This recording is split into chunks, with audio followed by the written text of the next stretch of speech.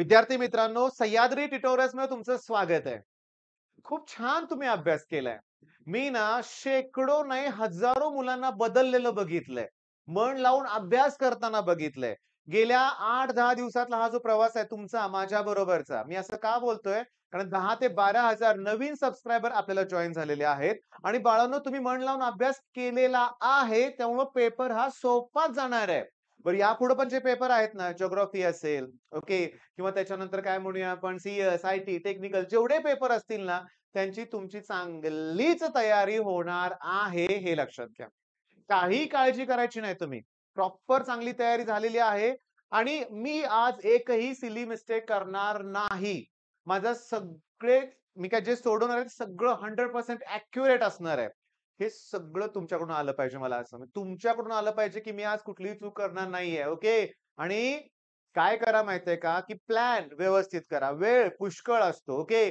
आणि असं होणार नाही बरं का, की वेळ पुरलाच नाही, माझं हे अटेम्प्ट करायचं राहून झालं, असं होणारच नाहीये. एम-सी-क्यू प्रॉपर अटेम्प्ट करा, ओके.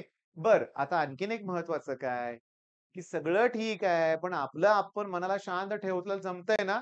बऱ्याच मुलांना जमायला लागलंय ते. मी फिजिक्सला बघितलंय, केमिस्ट्रीला बघितलंय. सिरियसली त्यामुळे पेपर सोपा जातोय. आता कसं आहे बघा, की या स्टेजला मी आता शेवटच्या 2 तासात तरी काय रिव्हिजन करू, असं मुलं विचारतात मला. तर मी नेहमी सांगत आलोय, की क्वेशन पेपर, सॅम्पल पेपर हे सगळं आता बाजूला ठेवा.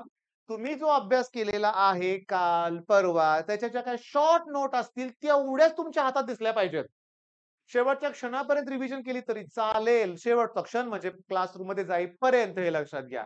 आणि तिथं गेल्यावर सुद्धा बरं का, की कसं आहे माहितीये का, मला काही चुकीचे कमेंट पण दिसतायत हां मुलांचे, की आमच्या सेंटरला कॉपी भरपूर चालते, आमच्या सेंटरला शिक्षकच मदत करतायत. मी शेवटच्या लास्टच्या व्हिडिओत पण सांगितलंय, आता परत सांगतोय.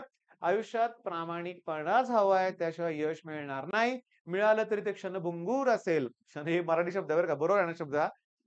टेम्पररी असणार आहे. त्यामुळे जे आहे ते आपल्याला चांगल्याच गोष्टी करायच्या आहेत. ओके.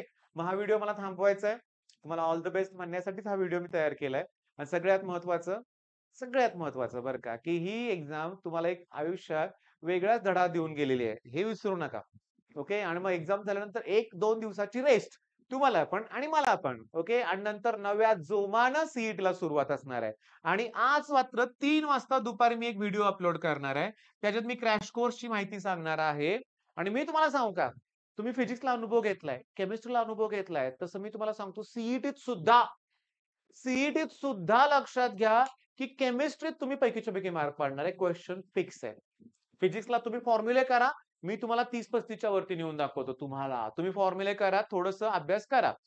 आणि केमिस्ट्री आणि फिजिक्समध्ये 80-90 मार्क पाडले तुम्ही आणि मॅथ्समध्ये 60 पाडले. अरे झाले काय? इथंच 140, 130 जरी पडले तरी 99.5 पर्सेंटाइल मिळतंय. पण आपलं टार्गेट 140 नसणार आहे. आपलं टार्गेट असणार आहे 180 प्लस, 190 प्लसचं.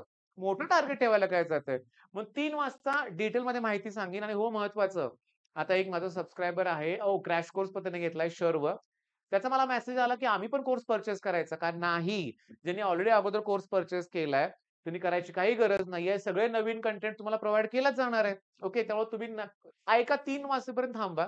बरं आता एक्झामला निघायला जास्त तेव्हा बोलत नाहीये मी. पुन्हा एकदा ऑल द बेस्ट म्हणतोय आणि थांबतोय मी. All the best.